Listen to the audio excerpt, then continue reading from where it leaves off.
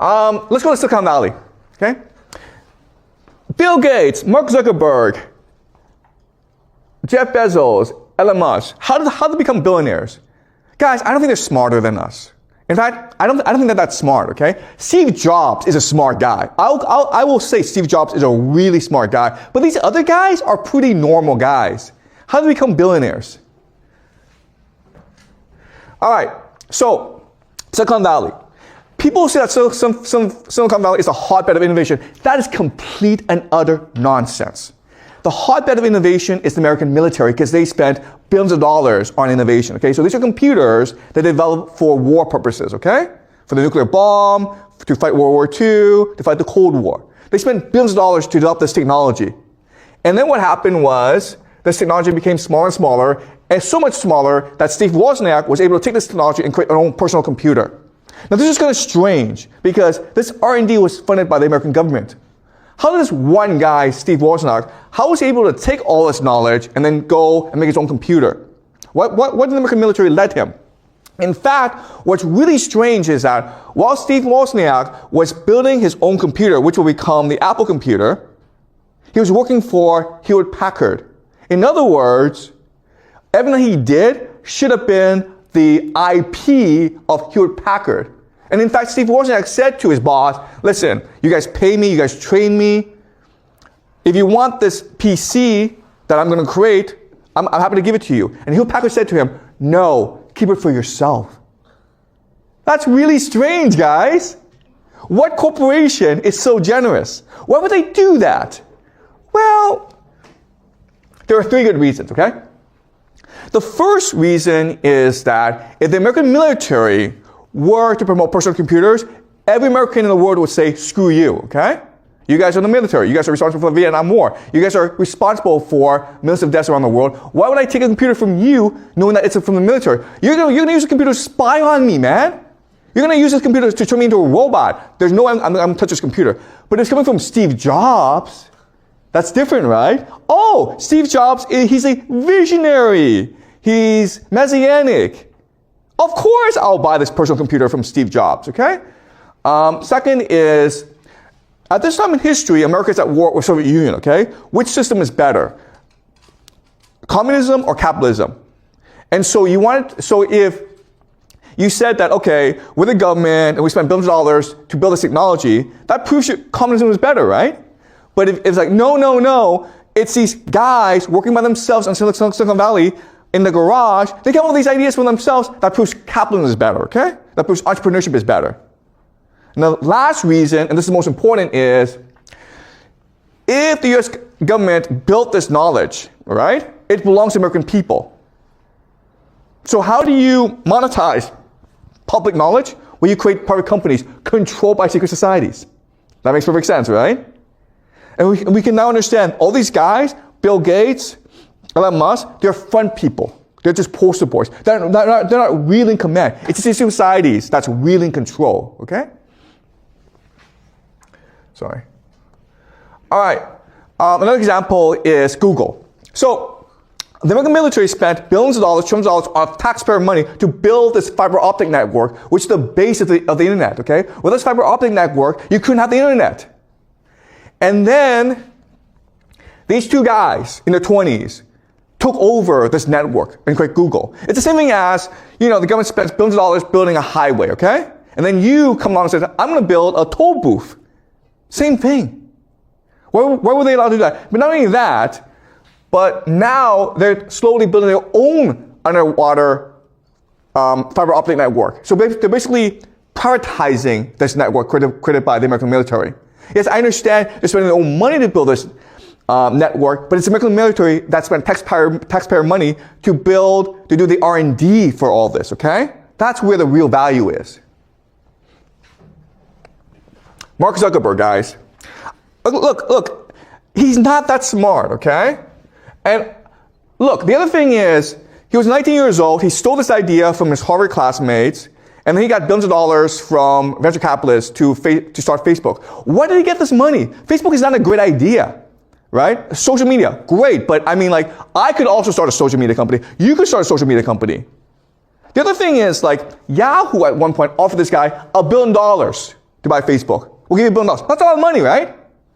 You would have taken it, I would have taken it. But Mark Zuckerberg's like, nah, I wouldn't know what to do with the money. That's retarded. Why did you start Facebook in the first place but to make money? Okay? So you have these 3 questions. First of all, why are these people giving him money? He's just a 19-year-old guy. He's a Harvard dropout. That's all he is. No experience, nothing. Second question is, if you're someone who's that young and you succeed so much, you would suffer from hubris, from ego. You make a lot of mistakes, right? The guy's never failed in his life. The third thing, of course, is I understand why Amazon, Google, and Apple are successful, okay? Apple has Steve Jobs. Google controls the world search. Amazon controls buying things, right? What does Facebook do? It doesn't do anything, right? So how can we explain why Mark Zuckerberg is so successful? Well, there's actually an explanation. This, guys, okay? It's all part of it's possible, okay? I'm not saying it is true, but it's all part of the grand conspiracy to create an AI surveillance state, which is what Pax Judaica is. This guy, okay? They look the same. They look exactly the same. They are the same. They look like clones of each other. No personality, no ideas of their own. They're just robots. How did they become so successful? Right? And OpenAI, guess what, guys? Makes no money, but at the same time, they get trillions of dollars from investors to build data centers. Okay? And these data centers allow you to make really nice pictures and videos online that do nothing. Okay? Why is all this money being spent except one day to create a surveillance state? Okay? That's what makes sense. The idea that these things exist so that you can play on the computer makes no sense. But these things exist in order to one day have complete control over what you do, what you think, and how you behave. That makes sense now, okay? Pax Judaica. All right, Elon Musk, okay? I understand millions of people worship this guy. I don't know how this guy makes money, okay? If you look at Tesla and Facebook, and you came in and says, listen, there are these 2 companies, Facebook and Tesla. Would you invest in them? I'd be like, no, Facebook, there's no business model here. I don't understand why people need social media. I don't understand how Mark Zuckerberg, how he's going to make money in the future. Elon Musk, he gets all his money from government subsidies. Tesla doesn't make any money, man. And the guy's a moron. Okay? But Neuralink, okay? Why is he proposing Neuralink? It's part of transhumanism, right? All right. So Jacob Frank, guys, all right?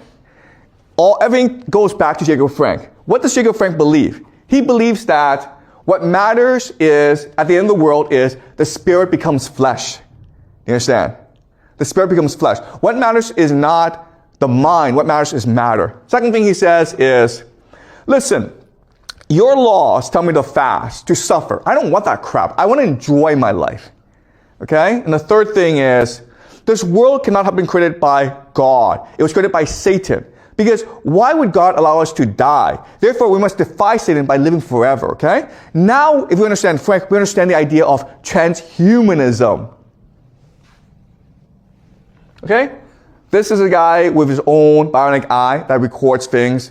This is a guy with his own arm. This is a new trend in the future. What is transhumanism? The capacity to live forever, okay? All right? So this is the future that we're looking at. If you're a rich person, if you're a powerful person, this is what you will experience. You will experience longevity, health, and beauty. Okay? You will have organ transplants that keep you young. You will have stem cell therapy to repair any cancer, any diseases. You have gene therapy. You have blood transfusion. You have replacement bodies, okay? You will be 20 years old forever. You have great sex. You'll live forever, okay? This is if you are a billionaire. Everyone else? Uh-oh. Well, first of all, you become a cyborg, where you are now specialized for a certain function, okay? They're going to put microchips in your body so you can become a better accountant, okay? They'll turn your arms into cyborg, bionic arms, so you can be better construction worker. Who knows, okay? Microchips inside of you, the mark of the beast.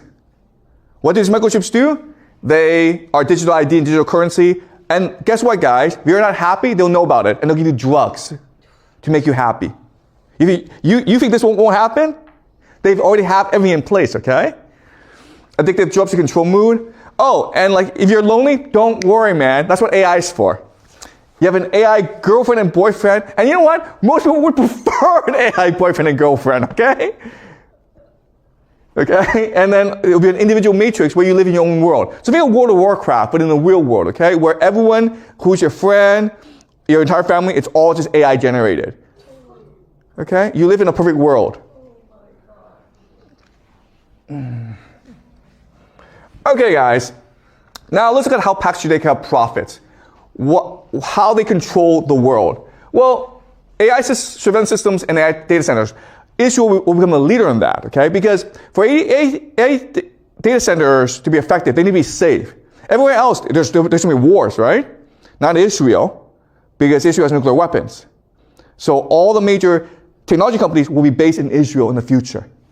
Weaponry, security, private militias to protect you if you're at war. Bioweapons and biowarfare, psychological and information warfare. Israel is really good at that. Intelligence, espionage, and sabotage.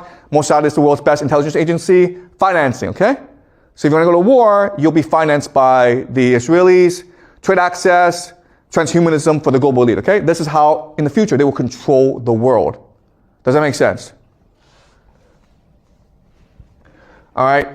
But we don't know how much of the world will last because of something called the magnetic pole excursion, and this will usher in something called the mini ice age. Okay? So maybe God is not happy with Pax Judaica. Maybe we know no one can defeat Pax Judaica except God himself. And maybe God will intervene, but not in the way that it says in the Bible. Okay? We don't know. This is all speculation. Believe whatever you want. Okay? So, any questions? Does this make sense to you guys? Pax Judaica, welcome to the future. Okay, all right.